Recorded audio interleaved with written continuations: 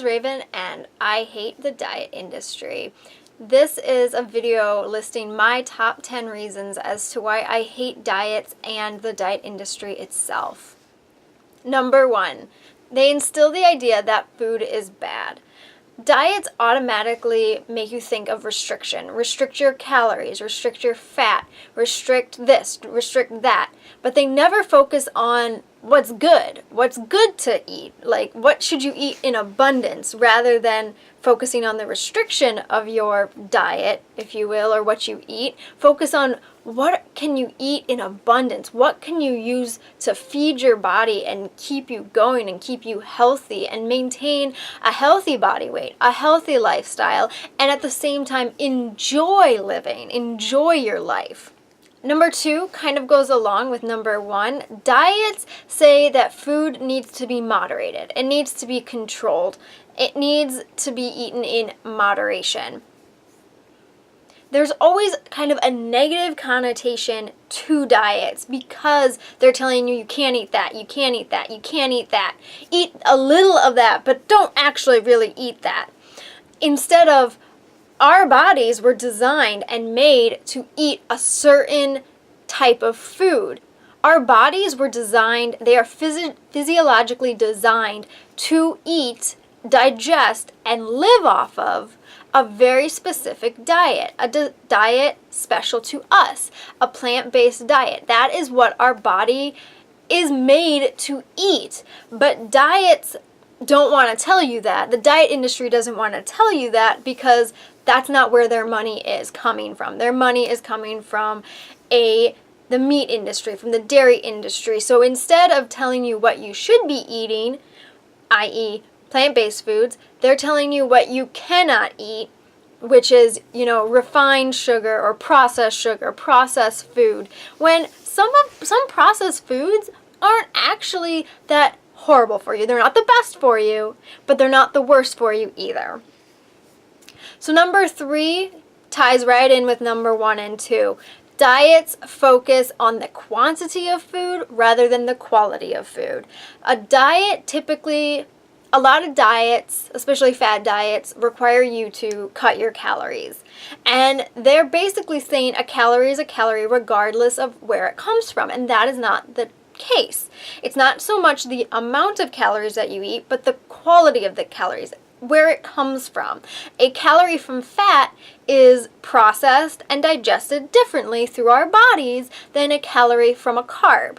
They're stored differently, they're activated differently, they serve different purposes for our body. So we really shouldn't be restricting the very thing, the energy that our body needs just to merely get through the day, merely to wake up. Moving on to number 4, diets associate certain foods, with guilt. Diets tell you to avoid deep fried foods. So if you're trying to really stick to a diet, if you eat a deep fried food while on a diet that says don't eat those, you're going to automatically associate feelings of guilt with that food. Also, some diets say avoid sweets or, candy or cookies or baked goods or bread even. And so naturally our minds, when we're trying so hard, we really, really want to lose weight and we want to stick to this diet. And when we break one of the golden rules of a diet that we're on, we're going to immediately feel guilty about it. Food and guilt should not be associated with each other. You shouldn't feel guilty for nourishing your body. You shouldn't feel guilty for basically energizing your body and being able to live. You need food to live, and diets tell you to feel guilty about that. Number 5, diets tell you to change your eating habits, even if that means picking up and adopting bad eating habits and a poor relationship with food. If weight loss and maintaining a healthy life is your goal, then it's not so much a diet change, but a lifestyle change. You have to pick up good eating habits. You need to ignore what the diet industry tells you about certain foods as being good for you or not good for you. You have to do your own research. You have to pick up, like I said, healthy lifestyle changes, activities. You have to exercise. True weight loss, maintainable weight loss, is a combination of healthy eating habits and an active lifestyle. That combination together is maintainable long term. But you have to choose a way of eating that is not restrictive and is not going to damage your body, because that is not long-term results that you're looking for. Number 6, diets ignore basic science when it comes to the human body. This specifically is pointing the finger at the diet industry. The diet industry is, like I said, backed behind corporations and companies that feed us the Western diet, the meat and potatoes, meat and dairy kind of diet. And it ignores, like I said, what our body was made to eat.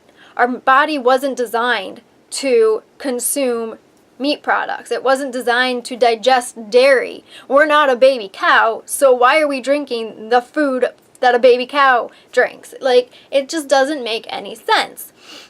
So a diet tells you to ignore science and to listen to the diet industry. Number 7, diets don't want to make anyone sad.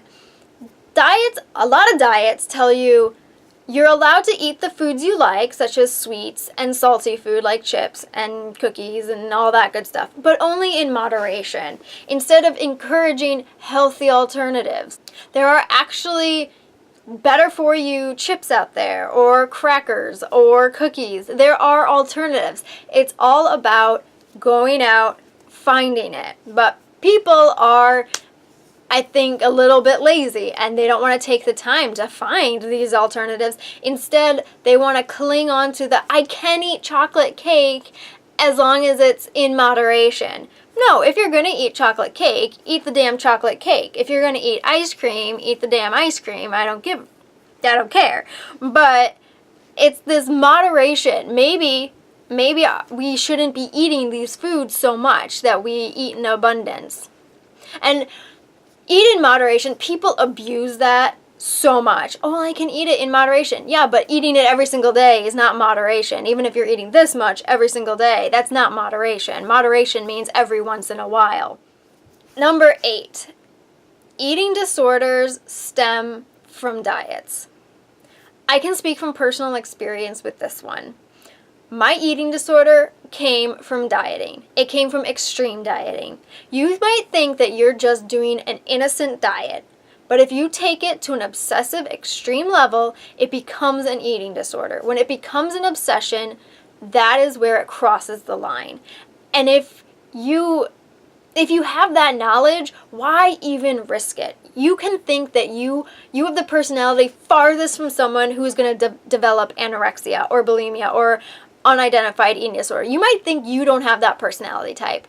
I didn't think I had that personality type, but here I am with an eating disorder because of what the diet industry told me. Number 9, diets aren't forever, and the diet industry promise you lifelong results.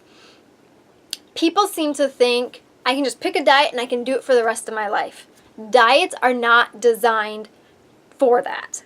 However, diets are presented to people wanting to lose weight in a way that says it's not quite a lie. They take the truth and they twist it a little bit.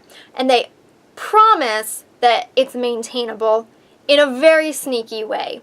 They pick up on emotions and they play with your emotions, and they make it seem so knowledgeable and so factual, and it's almost convincing. But you really got to listen to what the diet industry tells you, and look at all the diets, and look at how all the diets conflict with each other. They contradict each other left and right. That's what you need to pick up on before considering a diet. And number 10, it's never the diet's fault when it fails. It's always the dieter's fault. Diets will point the blame on you, and this goes back to the feelings of guilt. If you feel like you messed up, you feel guilty. You beat yourself down if you can't stick to a diet. And why people can't stick to a diet is because the majority of fad diets and diets out there are impossible to maintain. But of course, it's not the diet's fault. No, the diet is perfect. Its list of 20 rules is totally practical. It's your fault that you can't do it. No, absolutely not. If there's a will, there's a way, and the way is throw diets out the window, throw the diet industry out the window, and just adapt and just adopt a healthy lifestyle. A combination of proper nutrition and a good amount of moderate, hate that word, moderate exercise. And you're allowed to treat yourself. It's okay to have sweets. It's okay to have ice cream as long as it's dairy-free. But you can have those treats. I have the biggest sugar tooth in the world. I love sweets. I love candy. I love it all. I also love salty food. I love junk food. Basically, I love junk food, and I allow myself to have those, and I try my hardest. I'm working on it. It's part of recovery to not associate feelings of guilt and low self-esteem with those foods, and I've come a long way, and you can too. It's just about, like I said, adopting a lifestyle, a healthy lifestyle that combines proper nutrition, foods that we are meant to eat and digest, with an active lifestyle and exercise routine. It doesn't have to be daily, just has to be something. Anyway, thank you so much for watching this video. I know I can kind of go off on a tangent at different points and kind of trail off and talk in circles, but just wanted to give you a little list as to why I make these videos. It's because I absolutely hate diets.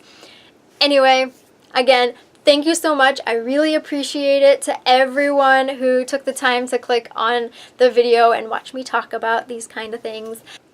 And whether it's the morning, the afternoon, or the evening, wherever you are, I hope you have or had a beautiful, wonderful day. Bye.